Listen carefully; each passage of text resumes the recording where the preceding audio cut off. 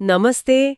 आज हामी एउटा एकदमै महत्त्वपूर्ण अझ भनौँ अलि संवेदनशील विषयमा कुरा गर्दैछौँ। नेपालमा साइबर बुलिङ। नमस्ते। हो, यो साइबर बुलिङ मतलब इन्टरनेट, मोबाइल या सोसल मिडिया प्रयोग गरेर कसैलाई दुःख दिने, तर्साउने, होच्याउने काम। एकदम। हामीसँग एउटा स्रोत छ जसले यसको कानुनी पक्ष र प्रहरीले के गरिरहेको छ भन्ने बारे राम्रो जानकारी दिएको छ। आज यसैमा अलिक गहिरिएर हेरौँ न। हुन्छ। स्रोतले भने अनुसार यो भनेको चाहिँ डिजिटल माध्यमबाट कसैलाई लगातार तनाव दिने, हैरान पार्ने काम हो। जस्तै कस्तो कस्तो खालको हुन्छ यो? अब जस्तो कि कसैको बारेमा नचाहिँदो कुरा, झुटो कुरा लेखिदिने, हैन? अनि उसको फोटो या भिडियो अनुमति बिना नै पोस्ट गरिदिने। त्यो त डरलाग्दो भयो नि। अनि धम्की दिने खालको मेसेज पठाउने, अनलाइनमा निरन्तर पिछा गर्ने जस्तो। यो खालि अनलाइनमा मात्रै सीमित हुँदैन के, मान्छेको पुरै मानसिक स्वास्थ्यमै असर पार्छ।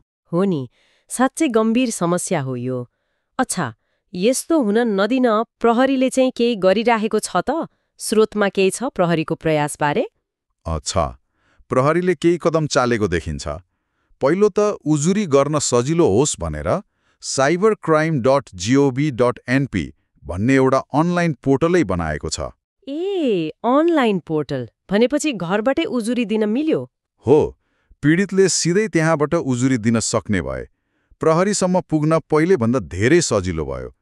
अनि सम्बन्धित निकायले अनुसन्धान अघि बढाउँछ। यो त राम्रो भयो। छिटो रिपोर्ट गर्न सजिलो हुने भयो। अनि उजुरी परेपछि कारबाही छिटो होस् भनेर नि केही छ के?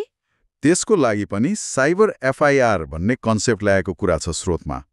यसले चाहिँ उजुरी दर्ता र तत्काल कारबाहीको प्रक्रियालाई अलि छिटो बनाउने रे। अनि त्यो डिजिटल प्रमाणहरू सङ्कलन गर्न पनि मद्दत गर्छ। ठिकै छ।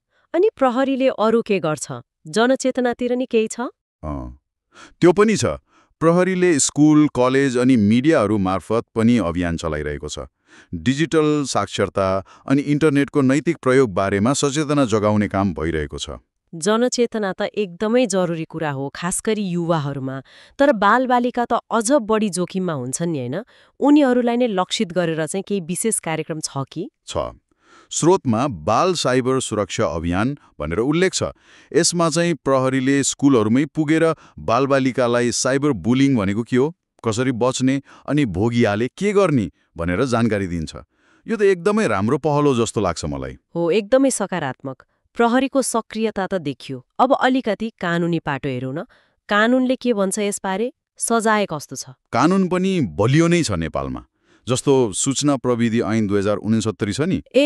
त्यो अरेन? त्यसको दफा 84(1) मा के छ भने कसैलाई होच्याउने नियतले अपमानजनक सन्देश, फोटो, भिडियो पठाएमा वा सबैले देख्ने गरी पोस्ट गरेमा 7 वर्षसम्म कैद वा जरिवाना वा दुवै हुन सक्छ।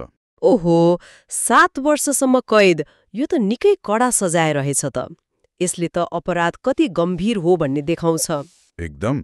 अनि कसैले अरूको नाम वा फोटो प्रयोग गरेर ठगी गर्ने वा बदनाम गर्ने चेष्टा गर्यो भने नि, त्यस्तो पनि त हुन्छ नि आजकल। हो, त्यसको लागि पनि त्यही ऐनको दफा 84(1) मा व्यवस्था छ। अरूको नाम वा फोटो प्रयोग गरेर कसैलाई झुक्क्याउने वा बदनाम गर्नेलाई चाहिँ 3 देखि 7 वर्षसम्म कैद वा जरिवाना वा दुवै हुन सक्छ। भनेपछि अनलाइन पहिचान चोरेर गरिने अपराधलाई पनि समेट्ने भयो। हो, अनि महिला र बालबालिका विरुद्ध यस्ता घटना अलि बढी सुनिन्छ नि, उहाँहरूको हकमा चाहिँ केही विशेष व्यवस्था छ। त्यो पनि जान्न जरुरी छ। महिला तथा बालबालिका विरुद्धका अपराध विरोधी ऐन 2075 ले उहाँहरूलाई विशेष सुरक्षा दिएको छ। महिला वा बालबालिकालाई अनलाइनमा तङ्ग गर्ने, धम्की दिने वा नराम्रो सामग्री पठाउने जस्ता काममा अझ कडा कारबाहीको व्यवस्था छ यसमा। त्यो राम्रो भयो। अनि फेरि मुलुकी अपराध संहिता 2074 ले पनि खण्ड 167 अनुसार अपमानजनक सामग्री प्रकाशन गर्नेलाई 6 महिनासम्म कैद वा 10,000 सम्म जरिवाना तोकेको छ। खण्ड 168 ले धम्की वा डर देखाउने कार्यलाई पनि कारबाही गर्छ। भनेपछि कानुनी आधार त बलियो नै रहेछ। तर सबैभन्दा मुख्य कुरा, यदि कोही यस्तो साइबर बुलिङको शिकार भइरहेको छ भने उसले तुरुन्तै के गर्ने त? स्रोतले केही व्यावहारिक सल्लाह दिएको छ कि? एकदम व्यावहारिक सल्लाहहरू छन्। पहिलो त तुरुन्तै प्रमाण सुरक्षित राख्नु पर्यो। प्रमाण? कस्तो प्रमाण? जस्तै त्यो धम्कीपूर्ण मेसेज, नराम्रो पोस्ट वा कमेन्टको स्क्रिनशट लिइहाल्ने, अनि सकिन्छ भने त्यो युआरएल, आइपी एड्रेस जस्ता कुरा टिपेर राख्ने। दोस्रो, अघि भने जस्तै cybercrime.gov.np मा गएर उजुरी गरिहाल्ने। अनि सोसियल मिडिया आफैमा चाहिँ केही गर्न मिल्दैन, जस्तै फेसबुक, टिकटकतिर? मिल्छ। जुन प्लेटफर्ममा बुलिङ भइरहेको छ त्यहाँ रिपोर्ट गर्ने अप्सन हुन्छ नि, त्यो प्रयोग गर्ने। ए, रिपोर्ट गर्ने?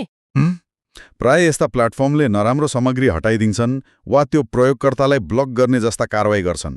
तर यतिले मात्रै नपुग्न सक्छ। होला। मानसिक रूपमा धेरै तनाव हुन्छ नि यस्तोमा। त्यसैले परिवार, साथीभाइ, शिक्षक वा कोही विश्वासिलो मान्छे, सल्लाहकारसँग कुरा गर्नु एकदमै महत्त्वपूर्ण हुन्छ। अनि आवश्यक परे कानुनी सहायताको लागि प्रहरी वा वकिलको सहयोग लिनुपर्छ। एकदमै स्पष्ट छ। प्रहरीको सक्रियता, बलियो कानुन अनि पीडितले चाल्नुपर्ने कदमहरू सबै महत्त्वपूर्ण छन्। त्यसो भए यो सबै जानकारीलाई हेर्दा खास निचोड चाहिँ के देखिन्छ त? कुरो के हो भने नेपालमा साइबर बुलिङसँग लड्न कानुनी र संस्थागत संयन्त्रहरू छन्। तिनीहरू सक्रिय पनि देखिन्छन्।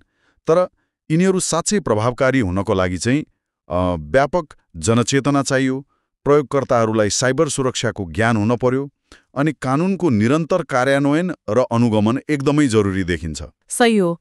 प्रविधि छिटो छिटो बदलिन्छ, चुनौती पनि नयाँ नयाँ आइरहन्छन्। निरन्तर सतर्कता त चाहियो नै। एकदम। कानुन र प्रहरीको भूमिका छँदैछ, तर यसले मलाई एउटा अलि गहिरो प्रश्न सोच्न बाध्य बनायो। के यस्ता बाहिरी संयन्त्रहरू मात्रै यस्तो जटिल, अझ व्यक्तिगत तहसम्मै पुग्ने समस्या समाधान गर्न पर्याप्त होलान् त? वा हरेक इन्टरनेट प्रयोगकर्ताको आफ्नै डिजिटल बानी बेहोरा, जिम्मेवारी बोध र अरूप्रतिको व्यवहारले यसमा कति ठूलो, कति निर्णायक फरक पार्न सक्छ होला? यो सायद हामी सबैले एकपटक सोच्नुपर्ने कुरा हो।